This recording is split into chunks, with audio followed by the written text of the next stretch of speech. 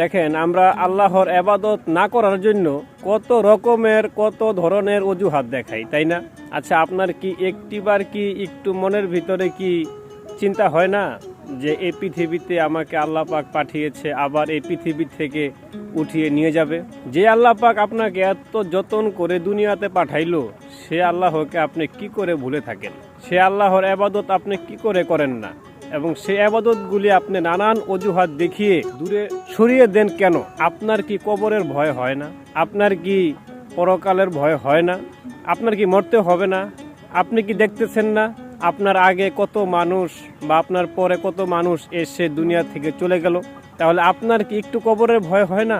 আপনি দুনিয়াতে গাড়ি বাড়ি টাকা পয়সা এগুলি করার জন্য ব্যস্ত হয়ে গেছেন, কিন্তু যে আল্লাহ পাক আপনার এই নিঃশ্বাস নামক যে বাতাসটা এখনো পর্যন্ত দিয়ে রেখেছে, তার প্রতি কি একটু শুকরিয়া আদায় করেন না?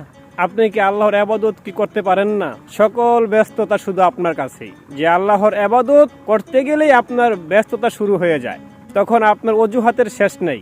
কিন্তু একটা কথা মনে রাখবেন, সব কিছু ফাঁকি দিতে পারবেন, কিন্তু মৃত্যুর হাত থেকে ফাঁকি দেওয়া অসম্ভব। আজরাইল আপনাকেও একদিন ধরবে। তাই দয়া করে মায়া করে অনুরোধ করে বলবো, এখনো সময় আছে, আল্লাহর পথে ফিরে আসুন, সৎ পথে চলুন, সৎ উপার্জন করুন, মানুষকে কষ্ট দিবেন না, মানুষকে ভালোবাসতে শিখুন।